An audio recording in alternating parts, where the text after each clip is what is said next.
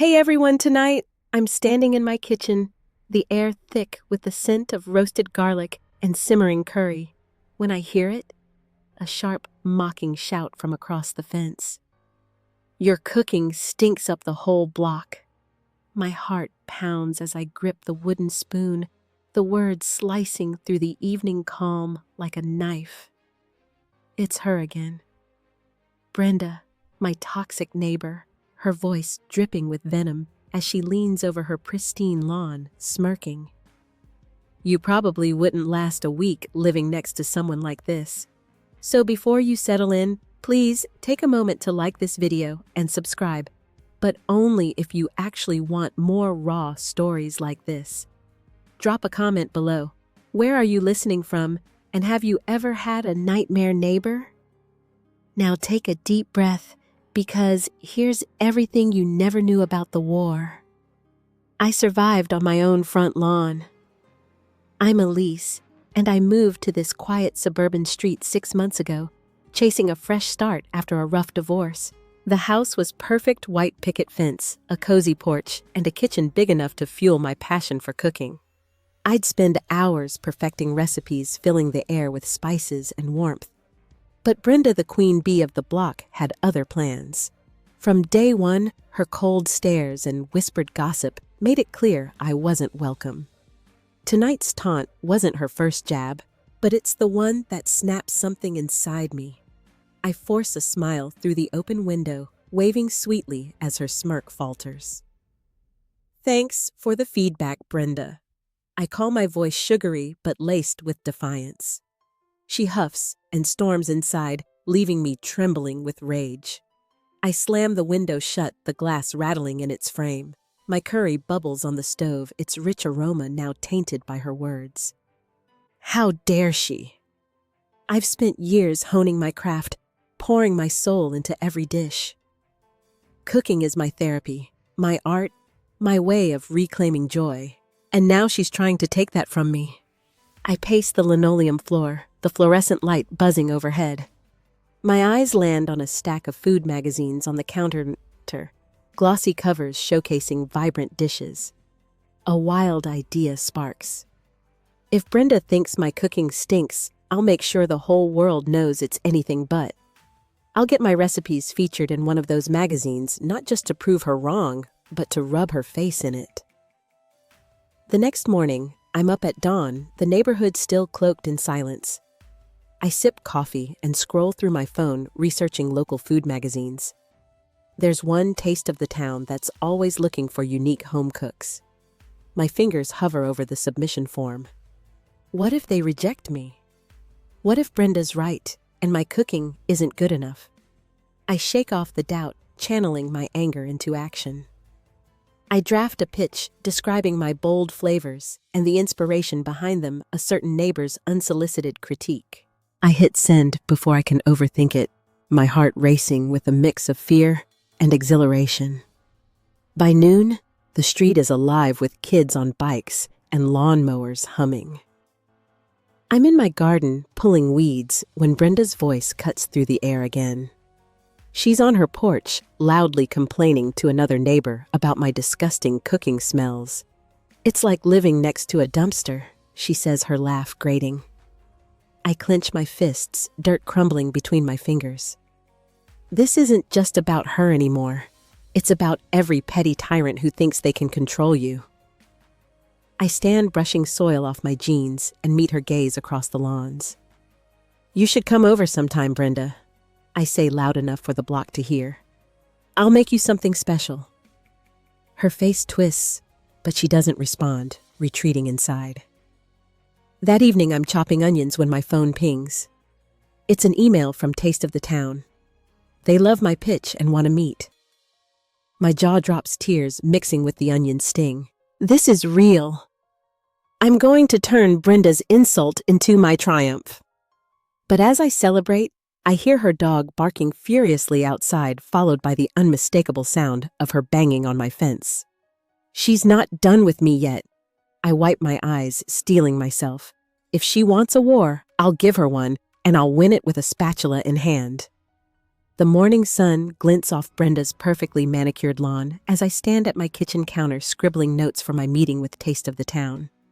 The email from the editor still glows on my phone, a beacon of hope amidst the chaos Brenda's stirring.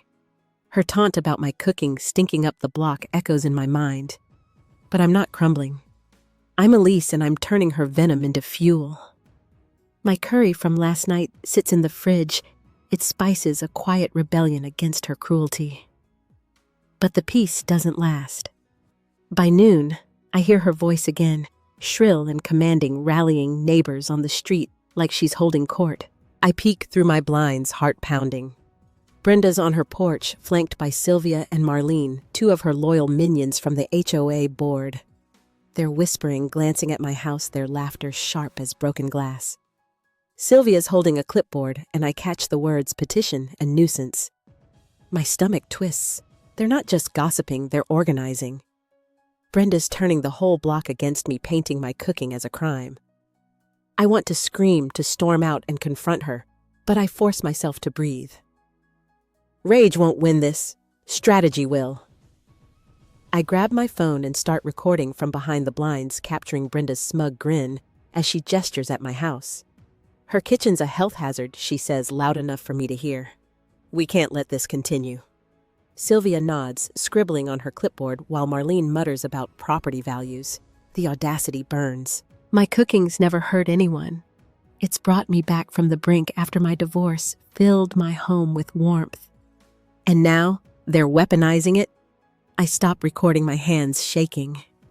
This video is evidence, a weapon I'll use when the time's right. By afternoon, I'm at my dining table laptop open, digging into the HOA's bylaws. If Brenda's rallying the neighborhood, I need to know what I'm up against. The rules are a maze of jargon, but I find a section on nuisance complaints. It's vague enough for Brenda to exploit, but it also requires proof, something she doesn't have. My mind races. She's not just attacking me, she's attacking my identity, my passion. I won't let her win. I start jotting down names of neighbors who've been kind, Mr. Chen, who loved my homemade dumplings, Paula, who asked for my chili recipe. They're my allies, and I'll need them. That evening, a knock at my door startles me. It's Denise, a quiet neighbor who lives 2 houses down. She's clutching a flyer, her face pale. Brenda's circulating these, she whispers, handing it over. The paper's a garish yellow with bold letters. Stop the stink. Demand action against nuisance cooking. My address is printed at the bottom. My blood boils. This is public shaming, a step beyond her backyard taunts. Denise looks apologetic. I don't agree with her, Elise. Your food smells amazing, but she's got the HOA on her side. I thank her. My voice tight, and close the door. The flyer crumples in my fist. Brenda's not just toxic, she's relentless. I'm up late, the house dark, except for the glow of my laptop. I'm researching Brenda now, scouring social media and public records. If she's digging into my life, I'll dig into hers. It doesn't take long to find dirt. Brenda's been fined twice by the city for illegal lawn chemicals, hypocritical for someone obsessed with cleanliness. I screenshot the records, my pulse quickening. This is ammunition. I also find posts where she brags about bullying other neighbors into compliance. She's not just my problem, she's the block's tyrant. The realization shifts something in me. This isn't just about my cooking anymore. It's about exposing her for what she is. The next day, I'm in my backyard tending my herb garden when Brenda's voice cuts through the fence again. Still cooking your garbage, Elise? She calls, her tone mocking. I don't take the bait, but my hands tremble as I clip rosemary. I imagine her face when my magazine feature drops, her smugness replaced by humiliation. The thought keeps me grounded. I head inside and email the Taste of the Town editor confirming our meeting. I attach a photo of my latest dish, a vibrant mango chutney that smells like victory. They reply within hours they're thrilled and want to visit my kitchen next week. My heart leaps, but dread creeps in. Brenda's petition is gaining traction and the HOA's meeting is tomorrow. If they rule against me, I could face fines or worse. The HOA meeting looms like a storm.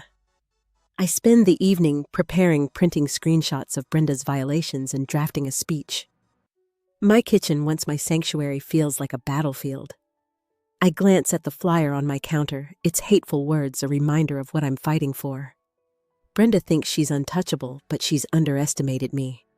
I'm not just defending my cooking, I'm defending my right to exist here. The HOA meeting is tonight, and my kitchen is a war room. Papers are strewn across the counter, screenshots of Brenda's violations, the hateful flyer, my speech notes. The air smells of fresh basil from my garden, a faint reminder of what I'm fighting for. I'm Elise, and Brenda's petition to silence my cooking has pushed me to the edge. Her words, "Stop the stink," burn in my mind, but I'm not backing down. The taste of the town meeting is days away, and I need to protect my sanctuary before they arrive. My hands shake as I rehearse my speech, the clock ticking towards 7 p.m. This is my chance to turn the tide. I step outside, the evening air cool against my skin. The neighborhood is quiet, but Brenda's house glows with activity, cars parked along her driveway, her minions gathering like vultures. She's prepping them for the meeting, no doubt. I clutch my folder of evidence, the weight of it grounding me. As I walk to the community center, I pass Mr. Chen's house. He waves from his porch, his kind eyes giving me a flicker of courage. "Give 'em hell, Elise," he calls.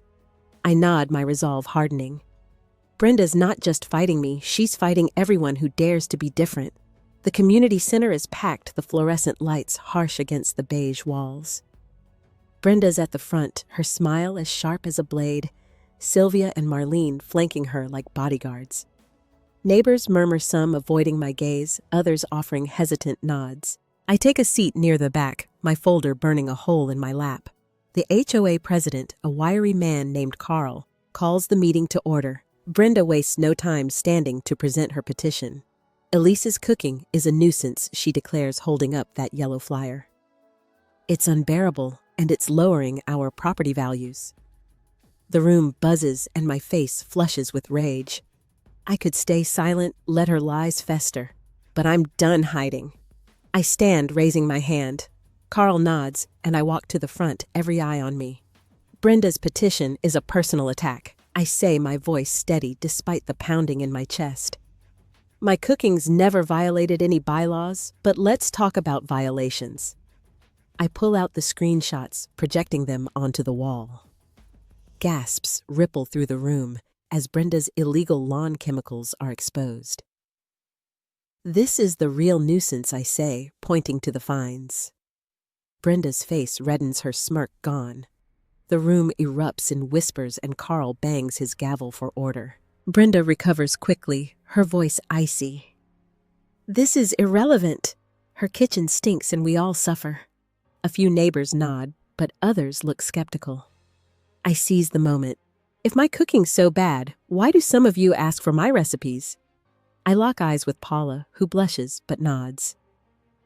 I'm not the problem here. Brenda's bullying is. The room tenses, and Brenda lunges forward, shouting, "You're a liar!" Carl intervenes, but the damage is done. I've planted doubt, and Brenda's losing her grip. The meeting ends with no decision. Carl needs to review the evidence.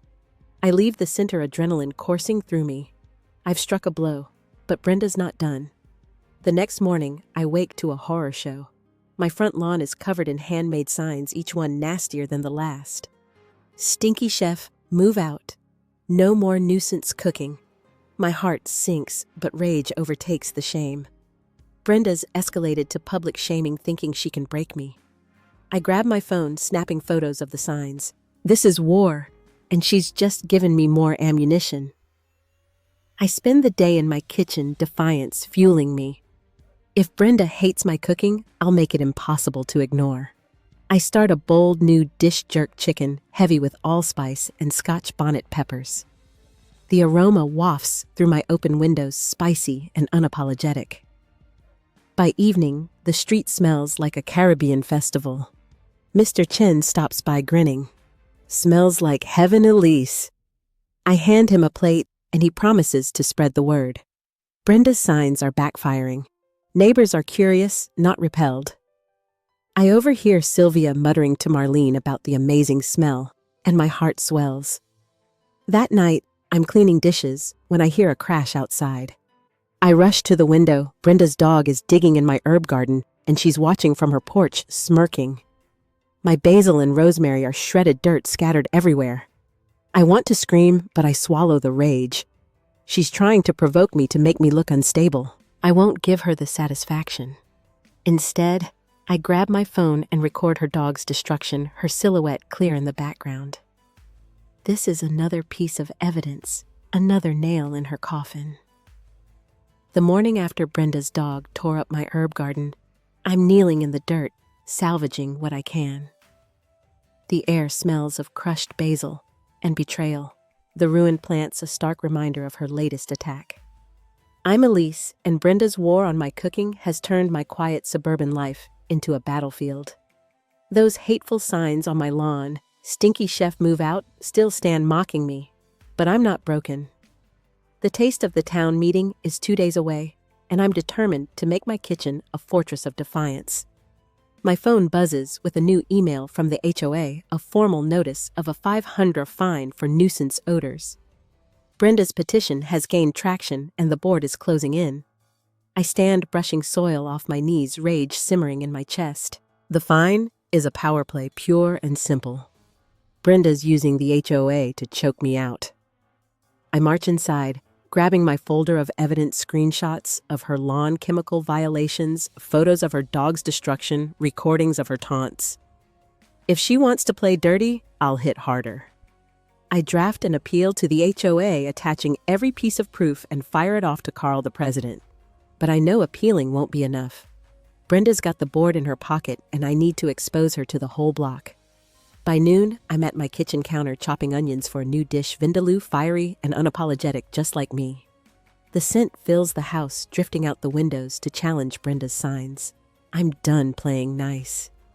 As the curry simmers, I pull up the neighborhood's online forum. It's a cesspool of Brenda's propaganda, with Sylvia and Marlene parroting her complaints about my smelly cooking. But there are cracks. Paula's posted about loving my chili, and Mr.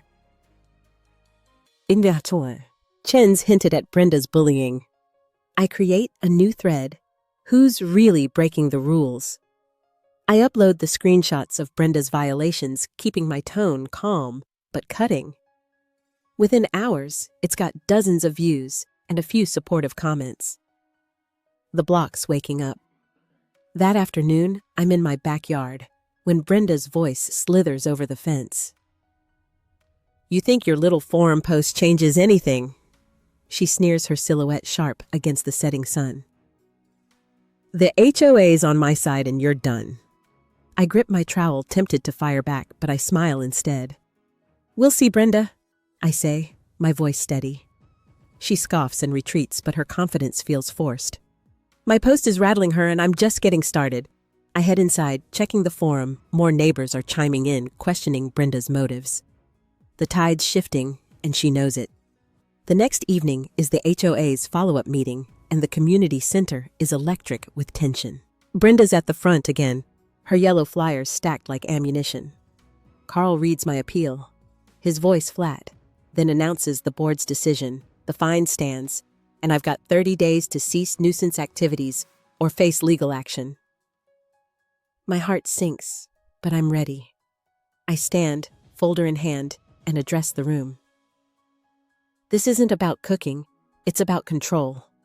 I say, my voice ringing out. I project the photos of Brenda's dog in my garden, the signs on my lawn, her chemical violations. If anyone's a nuisance, it's her. The room erupts, neighbors shouting over each other.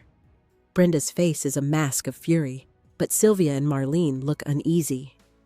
I push further, holding up the HOA bylaws. These rules require proof of harm, and Brenda's got none. But I've got proof of her harassment.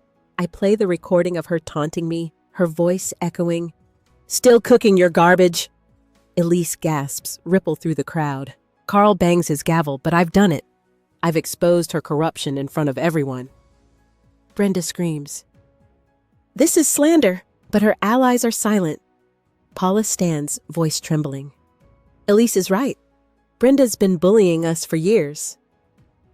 Mr. Chen joins in, recounting her threats over his vegetable garden. The room turns on her, and Carl adjourns the meeting, promising a full review. I leave the center, my pulse racing with triumph. The fine's still hanging over me, but I've cracked Brenda's empire. Back home, I'm in my kitchen, the vindaloo's heat still lingering in the air. I check the forum, my threads exploding with neighbors sharing their own stories of Brenda's tyranny. I've lit a spark, and it's spreading. But as I'm washing dishes, I hear a thud outside. I rush to the window, my mailbox's toppled paint splattered across it. Brenda's retaliating, and she's not subtle. I grab my phone, snapping photos in the moonlight. She's desperate now, and desperate people make mistakes.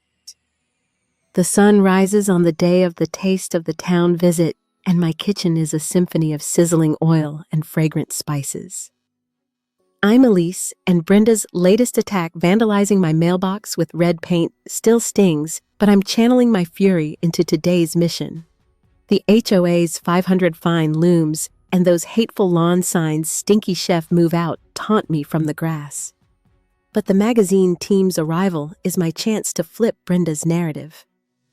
I'm preparing a feast, tamarind-glazed ribs, coconut rice, and mango salsa, to prove my cooking is art, not a nuisance. As I chop cilantro, the scent clears my head. This is my counterstrike. I'm elbow-deep in prep when I hear a commotion outside.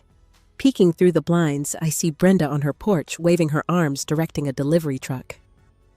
My stomach drops as two men unload a massive dumpster and position it right on her lawn, facing my house. A banner on it reads, "For Elise's Kitchen Trash." Neighbors gawk, and Sylvia snaps photos, smirking. It's a public stunt to humiliate me, timed perfectly to sabotage the magazine visit. My hands tremble, but I force myself to focus. Brenda wants me to crack, she won't get the satisfaction. I call Mr. Chen, my voice tight. Can you keep an eye on her? He agrees, promising to rally Paula and Denise. They've got my back after the HOA meeting, where I exposed Brenda's corruption. I return to my ribs, brushing on tamarind glaze, the sweet tart aroma grounding me.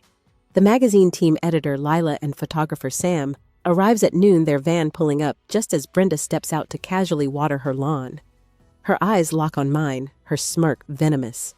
I greet Lila and Sam with a warm smile, ushering them inside, determined to keep her out of my head. The kitchen becomes a stage. I plate the ribs, the glossy glaze catching the light, and explain my inspiration. Every dish is a response to criticism, a way to turn hate into beauty. Lila nods, scribbling notes, while Sam snaps photos. The air hums with possibility, but I can't shake the dread. Brenda's dumpster stunt is a ticking bomb. Halfway through the interview, I hear chanting outside. I glance out the window. Brenda's gathered a small posse, including Sylvia and Marlene, holding signs, "No more stink." My heart races, but Lila's unfazed. Sounds like a story, she says, intrigued. I seize the moment, inviting them to see the neighborhood drama for themselves. We step outside, Sam's camera clicking. Brenda's group falters under the scrutiny, but she doubles down, shouting, "Her cooking's a health hazard." I stay calm, my voice clear. If it's so bad, why's a magazine here? Neighbors gather, drawn by the noise. Mr. Chen and Paula push through, defending me. "Her food's amazing," Paula says, glaring at Brenda. The crowd murmurs, some nodding. Lila whispers to Sam, "This is gold." Brenda's stunt is backfiring, her tantrums making my story juicier. I lead the team back inside, my confidence surging. She's handed me a narrative, and I'm running with it. Back in the kitchen, I serve the ribs, the flavors bold and unapologetic. Lila takes a bite, her eyes widening. "This is incredible, Elise. We're featuring you and the neighbor drama." My heart soars, but the victory's bittersweet. As the team packs up, I notice Brenda's group dispersing, her dumpster banner sagging. She's losing her grip, but she's not done. That evening I'm cleaning when I hear a crash in my backyard. I rush out, my garden's been sabotaged again, tomato plants, uprooted soil strewn across the patio. Brenda's nowhere in sight, but her dog's paw prints are unmistakable. I grab my phone, recording the damage, rage boiling over. I'm up late replanting what I can, the moonlight casting shadows on the ruined earth.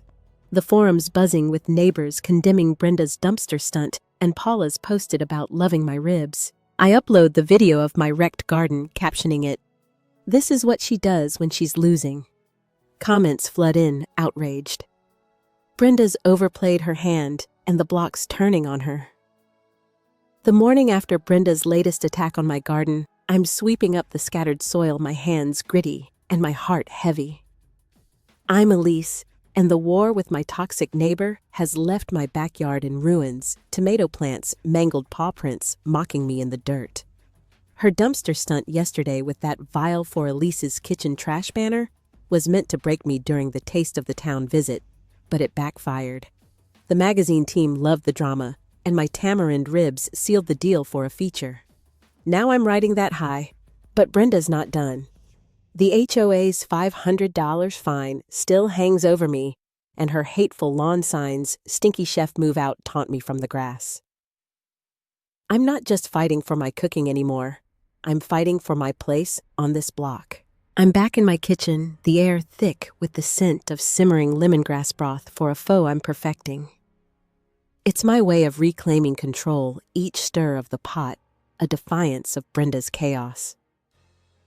My phone buzzes with forum notifications. Neighbors are still raging about her dumpster stunt, and my video of the garden sabotage has gone viral on the block.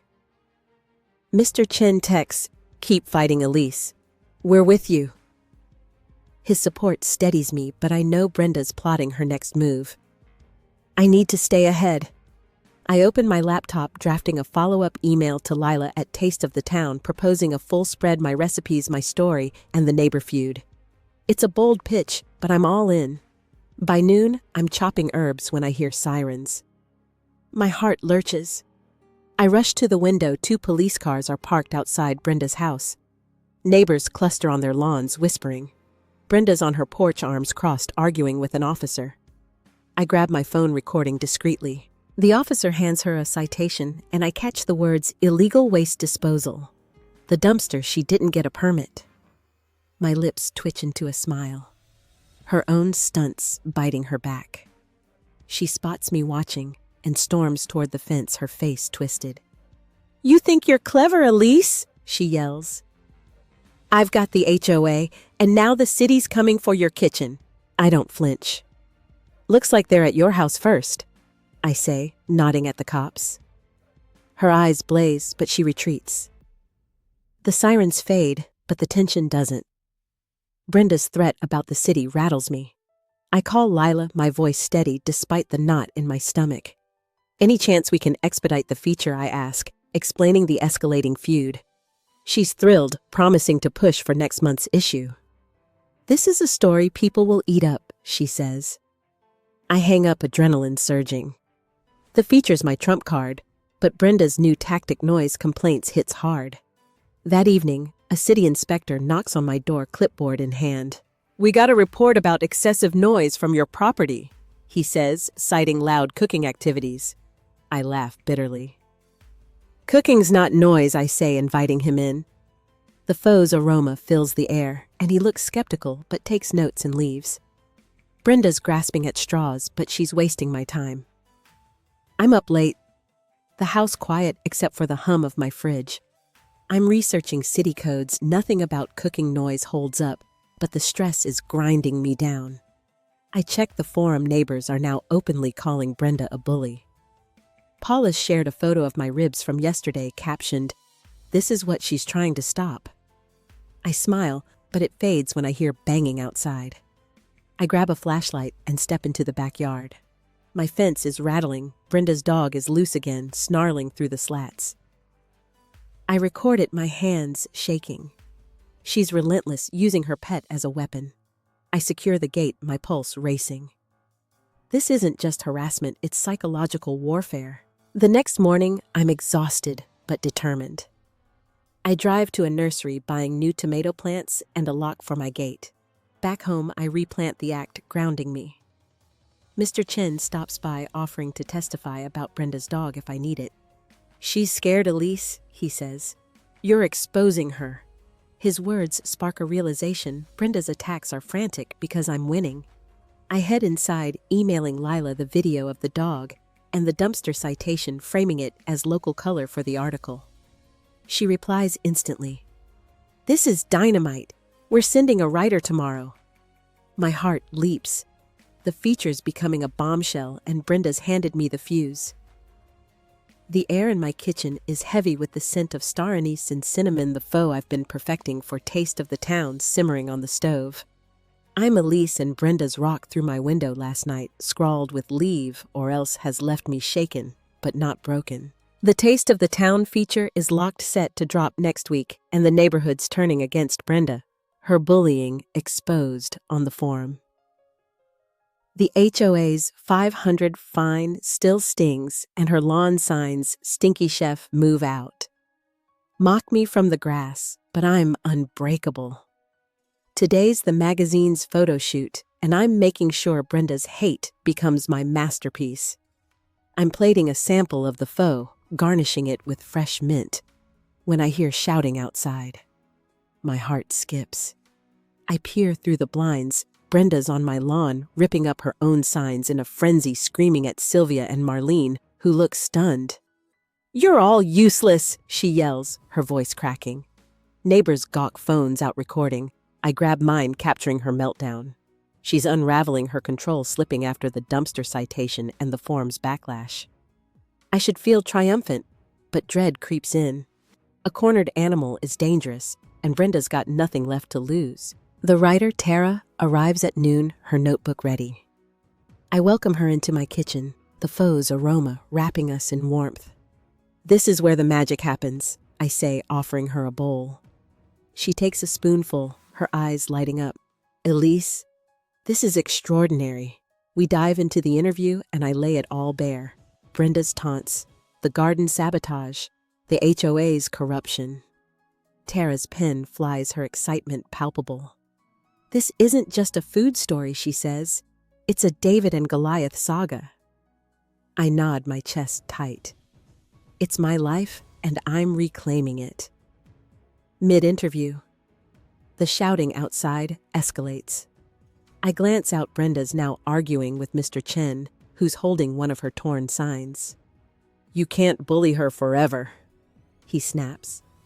Brenda lunges, shoving him. My blood boils. I excuse myself, storming outside, Tara trailing with her notebook. "Brenda, enough!" I shout, stepping between her and Mr. Chen. The street freezes, neighbors watching. Brenda's eyes are wild, her face flushed. "You've ruined everything," she screams, pointing at me. "Your disgusting cooking started this." I stand tall, voice steady. "No, Brenda, your hate did." Tara scribbles furiously, and Sylvia slinks away, abandoning her. The crowd murmurs, phones still recording. Brenda's meltdown is a spectacle, but I don't savor it. I guide Mr. Chen back to his porch, ensuring he's okay, then return to Tara. "That's what I'm up against," I say, my voice raw. She nods, awed. "This is going in the article, every word." We finish the interview, and as she leaves, she promises the feature will run next week. My heart soars, but the victory feels fragile. Brenda's shove was a line crossed, and I know she'll retaliate. I check the forum. Videos of her outburst are spreading, with comments calling for her to resign from the HOA. She's imploding, but I brace for her next strike. That evening, I'm cleaning the kitchen when a rock crashes through my window glass, shattering across the floor. I freeze, my pulse racing. Scrawled on the rock in marker, "Leave or else." I call the police, my hands shaking as I sweep up the shards. An officer arrives, taking the rock as evidence, but Brenda's nowhere to be seen. Her house is dark, her car gone. The officer promises to investigate, but I know she's covered her tracks. I board up the window, the splintered frame a reminder of her desperation. She's losing the block, but she's still a threat. I'm up late, replaying the day. The forum's alight with support. Paula's organizing a petition to oust Brenda from the HOA, and Mr. Chen's posted about her shove. I upload my video of her meltdown captioned, "This is who she is." The responses flood in, neighbors vowing to back me. Tara texts, "Features locked. It's explosive." The magazine deal is my climactic victory, turning Brenda's hate into my triumph.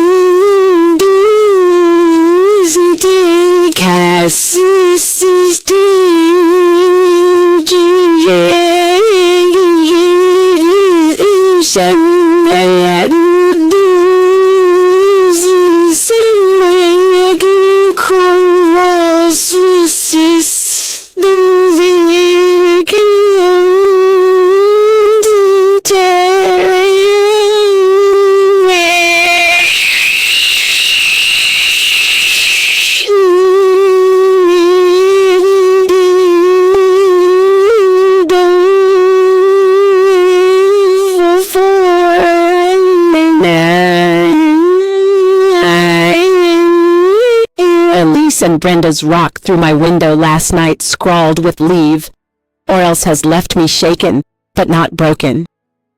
The Taste of the Town article dropped online last night. It's headlined, "From Hate to Plate 1, Cook's Defiant Triumph Spreading Like Wildfire." The neighborhood's buzzing Paula's petition to oust Brenda from the HOA has 30 signatures, and the forums flooded with praise for my recipes. But Brenda's drone stunt and car alarm sabotage during yesterday's photo shoot proves she's desperate, and her note confirms she's not done. The HOA's $500 fine still looms, but I'm holding my ground ready for her final strike. I'm shaping the naan when my phone buzzes Lila, the editor, confirming the shoot crew's arrival at noon. My kitchen's ready, vibrant dishes, prepped spices lined up like soldiers, but dread gnaws at me. Brenda's gone quiet since the rock incident. Her house dark, and that silence feels like the calm before a storm. I check the forum. Paula's petition now has 20 signatures, and neighbors are sharing my faux recipe, calling it the taste of defiance. I smile, but my eyes flick to the boarded window. She's not done, and I need to be ready. At 11 a.m., I'm setting out a spread non-butter chicken mango lassi when I hear a low hum outside. I peek through the blinds. A drone hovers over my backyard, its camera glinting. My stomach lurches. Brenda's spying, trying to disrupt the shoot. I grab my phone, recording the drone as it dips closer, its buzz grating. Mr. Chen texts, saw it launch from her yard. I call the police. My voice calm, but firm, reporting the trespass. An officer arrives just as the drone retreats, promising to question Brenda. Her absence at her house doesn't fool me. She's watching, waiting to strike. The shoot crew, Sam the photographer and a stylist named Mia, pulls up at noon, undeterred by the police car. I greet them with a smile, ushering them into my kitchen, the butter chicken's aroma masking my nerves. "This is where I fight back," I say, gesturing to the spread. Sam grins, setting up lights while Mia arranges the dishes. The shoot flows. Plates gleam, spices pop in the frame. I'm mid-sentence explaining how cooking saved me post-divorce when a blaring noise erupts outside, a car alarm, relentless and piercing. I glance out Brenda's back, leaning against her car, accidentally triggering the alarm. Her smirk says it all. She's sabotaging the shoot. I clench my fists, but Mia's unfazed. "Let's use it," she says, dragging a speaker to the window and blasting upbeat music to drown out the alarm. Sam keeps shooting, capturing me laughing as I plate the lassi. Brenda's alarm stops her plan foiled. Neighbors gather, drawn by the music, and Paula shows up with a tray of my old chili samples, passing them out. "Show her what we think of Elise's cooking," she calls. The crowd cheers, tasting the chili, and Sam snaps candid shots of the scene. Brenda watches from her porch, her face a mask of rage, then slams her door. The chute wraps triumphantly, Mia whispering, "This is iconic." Back inside, I'm cleaning when Lila calls. "The article's live online tonight, print tomorrow," she says. "Your story's blowing up." I check the site. The headline screams, "From hate to plate one, Cook's defiant triumph." It details Brenda's attacks, my recipes, and the block's rebellion with photos of my dishes and the crowd eating Paula's chili. My heart swells, but fear lingers. Brenda's drone and alarm were desperate, but she's still free to strike. That evening, I'm locking up when I find a note slipped under my door. "You'll regret this." No signature, but it's her handwriting. I call the police again, my pulse racing, adding the note to their file. The forums alight, neighbors are sharing the article, praising my courage. Mr. Chen posts Brenda's finished. But her note chills me. I board up another window just in case. The morning light barely pierces the boarded-up windows of my kitchen where I'm rolling out dough for paratha, the buttery scent, a quiet rebellion against Brenda's latest threat. I'm Elise, and her note from last night. "You'll regret this," sits heavy on my counter now, bagged as evidence for the police. The Taste of the Town article dropped online last night. Its headline, "From hate to plate one, Cook's defiant triumph, spreading like wildfire." The neighborhood's buzzing Paula's petition to oust Brenda from the HOA has 30 signatures, and the forums flooded with praise for my recipes. But Brenda's drone stunt and car alarm sabotage during yesterday's photo shoot prove she's desperate, and her note confirms she's not done. The HOA's 500 fine still looms, but I'm holding my ground, ready for her final strike.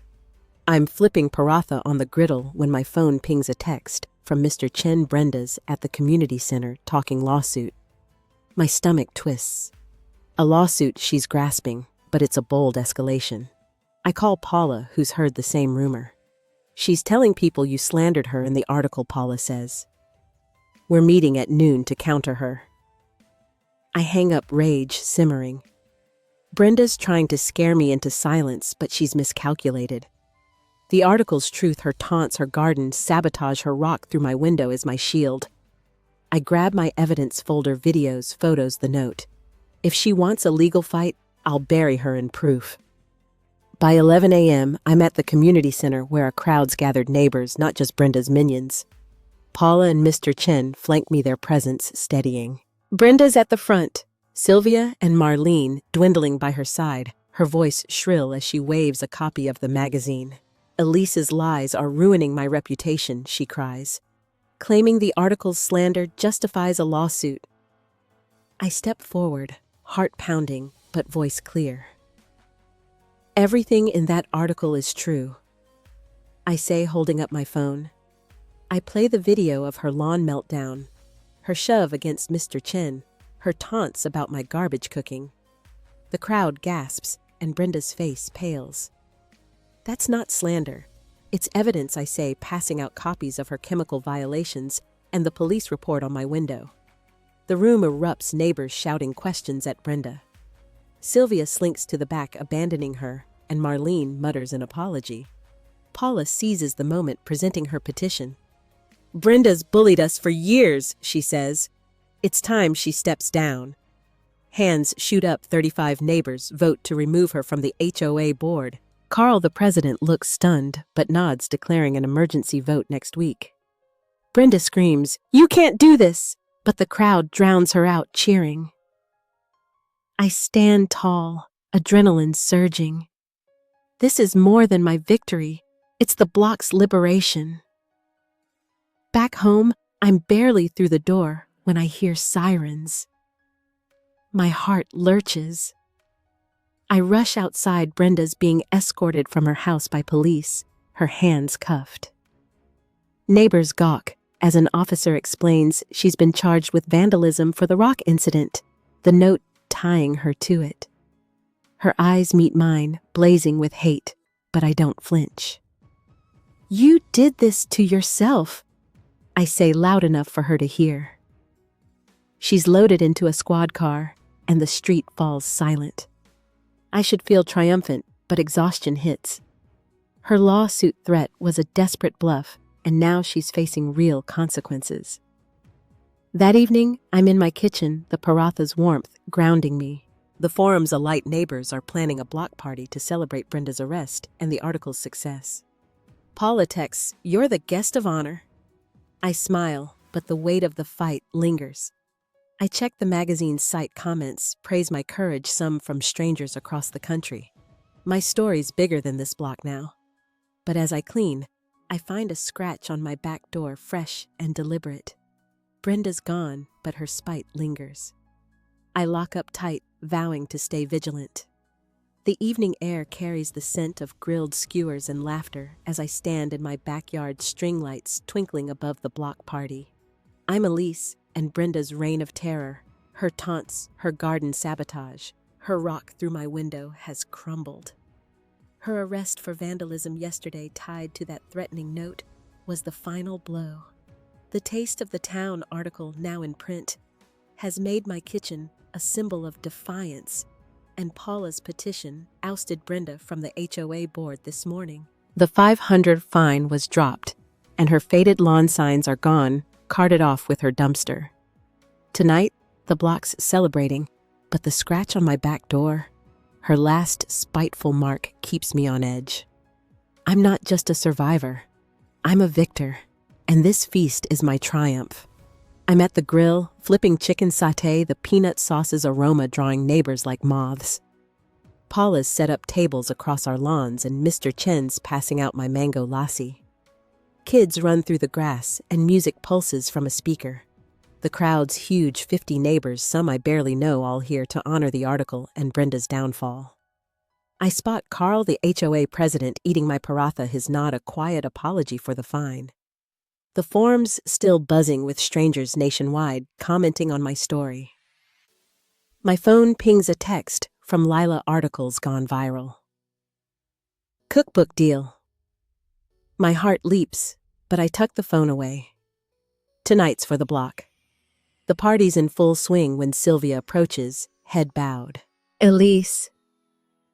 "I'm sorry," she says, her voice small. "Brenda manipulated us." I nod, offering her a skewer. "Make it right by being better," I say. She takes it, tears in her eyes, and rejoins the crowd. Marlene's already apologized, helping Paula organize this. The block's healing, but I scan the faces, half expecting Brenda's shadow. She's out on bail, her house dark, but her absence feels too quiet. I shake it off, serving more sauté, the crowd's cheers grounding me. To Elise, Mr. Chen toasts, raising his lassie. The block roars, and I smile, warmth spreading through me. Mid-party, I notice a flicker in Brenda's yard, her porch lights on. My pulse quickens. I slip away, grabbing my phone, and creep closer, recording. A figure moves inside her house, then vanishes. It's her, she's back. I text the police, reporting a potential violation of her bail conditions, my hand steady. An officer arrives, discreetly checking her property, but she's gone again. He promises to monitor her, and I return to the party, adrenaline fading. Brenda's lurking, but she's powerless now. The block's mine, and this party's proof. I rejoin Paula, who's dishing out my butter chicken, and dive back into the celebration. As the night winds down, neighbors share stories of Brenda's bullying fines for minor infractions, threats over garden gnomes. "You freed us," Paula says, hugging me. I look at my house, the boarded windows, a reminder of the cost, but the laughter around me is worth it. I hand out recipe cards, my pho and ribs, now block staples. The crowd thins, and I'm cleaning up when Mr. Chen pulls me aside. "She'll try again," he warns, nodding toward Brenda's house. "But you've got us now." His words settle me. I'm not alone anymore. I'm back in my kitchen, the quiet hum of the fridge, my only company as I sip tea, the block party's echoes fading. I'm Elise, and this war with Brenda, her cruel taunts, her sabotage, her threats, has changed me. The scars are real, boarded windows, a scratched door, the months of fear and rage. But standing up to her, turning her hate into my taste of the town triumph, gave me back my dignity. Cooking was my lifeline, each dish a rebellion against her venom. The cost was high, sleepless nights, a shattered sense of safety, but I'd fight again to protect my joy.